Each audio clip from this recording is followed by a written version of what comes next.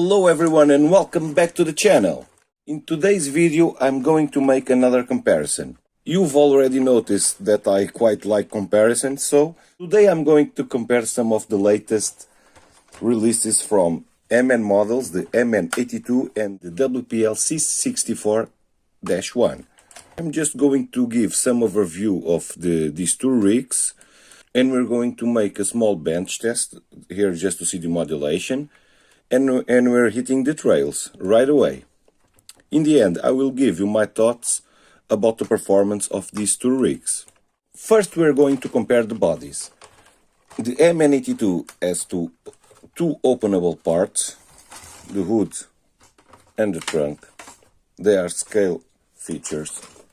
Let's put this aside. They are scale features, as you see. Very nice details.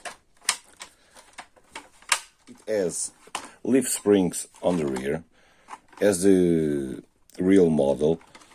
The frame, I believe, it's also inspired on in the real model. It has a really nice interior with the Toyota logo on the steering wheel here, and the body overall looks very good. It's all plastic underneath, but I've covered this in the unboxing and the review of this truck. You can check the link in the description and go see it if you want to see more in-depth review about this rig. The same goes for the Wpl C64. But body-wise, it also has a really scale interior. I don't see any Toyota badge on the steering wheel. It only opens this rear battery compartment.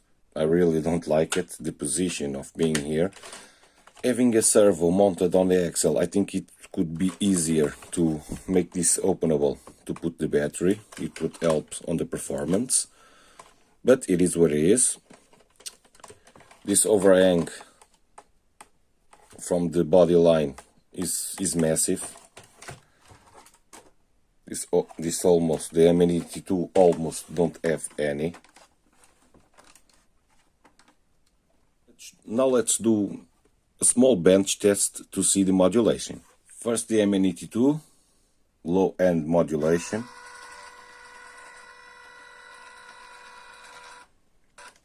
Quite nice. Now the WPL.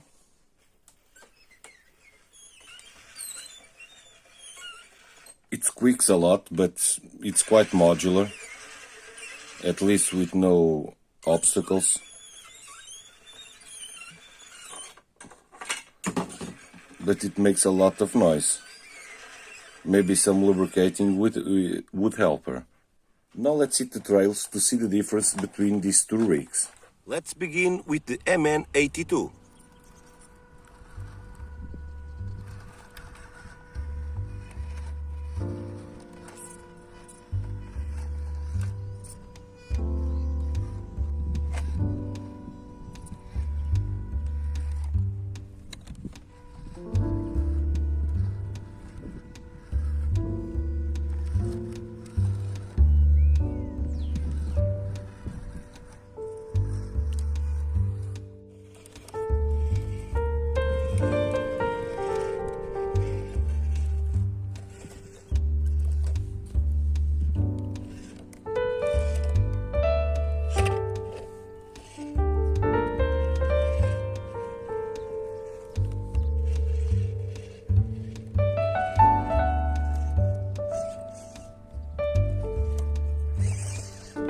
Let's continue with the MN82. The electronics of the WPL aren't so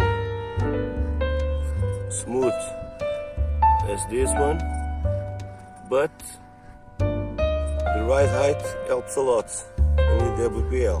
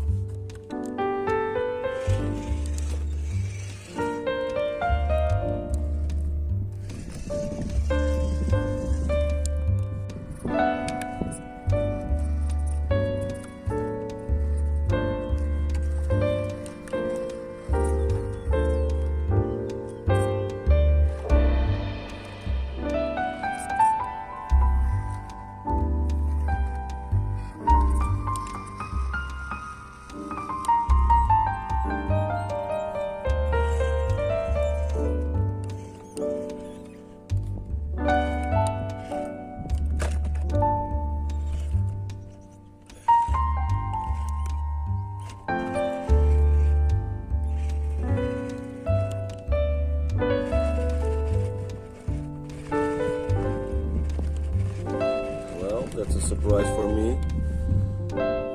Almost the same line as the MN82. Okay.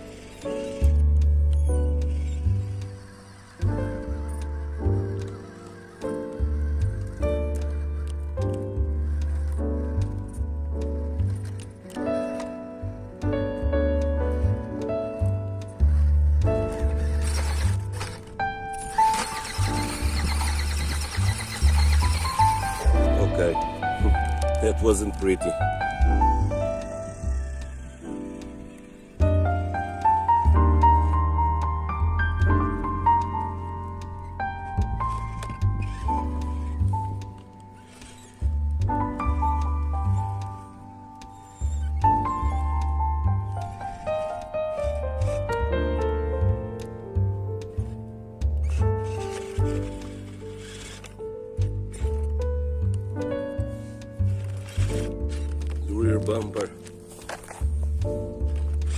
The rear bumper are hitting the rocks.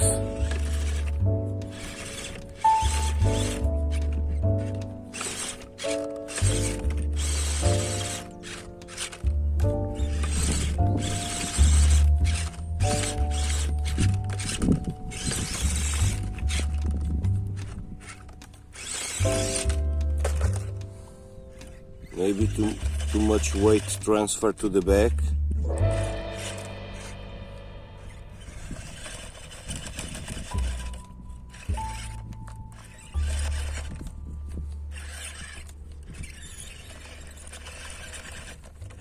These tires aren't helping as well.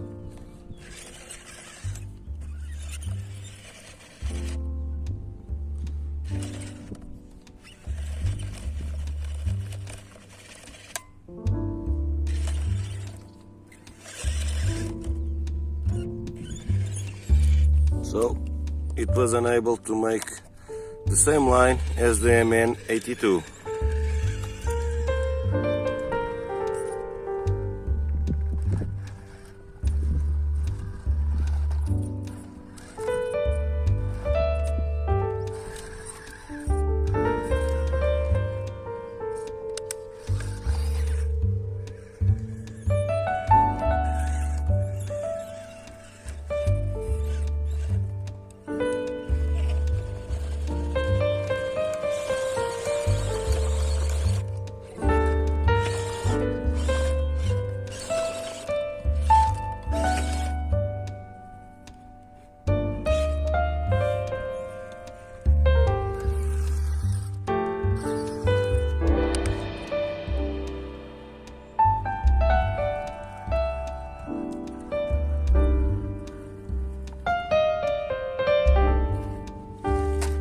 Bad driving, let's see if I can do better.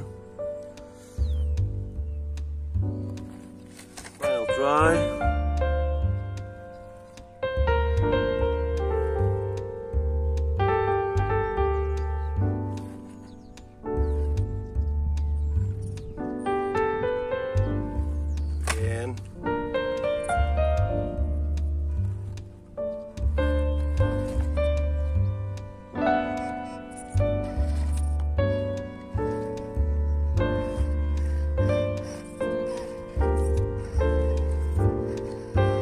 Such a big overhang. This is a hard place to be.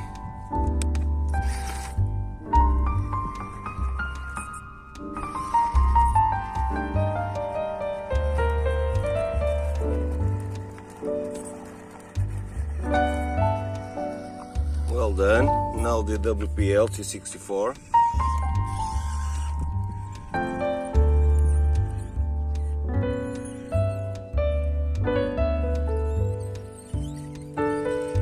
Okay, very well, but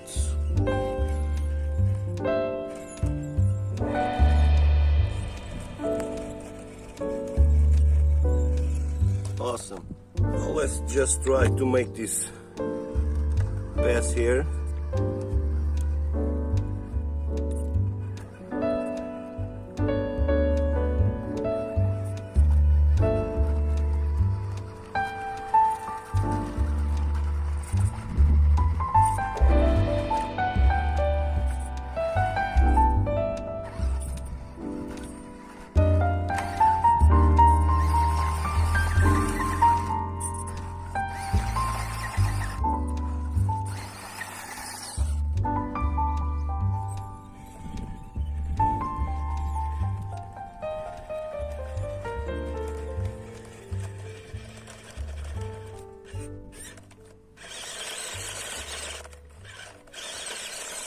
Well, I already made a run. Well, now let's talk about the performance. The MN82, the main issue is the ride height and the extra wheel length. Well, I think that under load these electronics are more capable than the electronics on the WPL. I came up with a problem with this steering. When using the full length of the steering,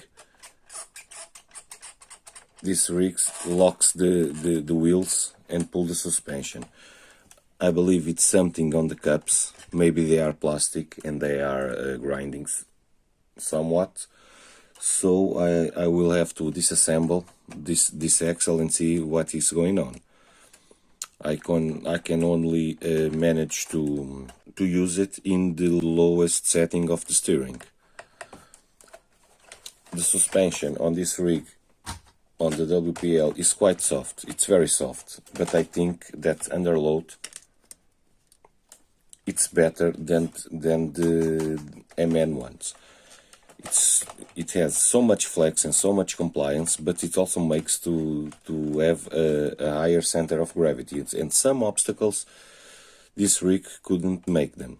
As I've said, the overall performance is pretty similar. This has high rate and low rate. This only has one rate, that it's quite fast. I have to test them in different terrains to see how they perform. Challenge 2 and Challenge 3. Then I will give my final thoughts about these two rigs. But for now, this one is for me as an edge. But if you have any suggestions or ideas to improve these videos or to make some challenges with these two rigs or other ones that I have, please let me know on the comments. I will hit you back as soon as I can. It's all for today, guys. Take care and see you next time. Bye.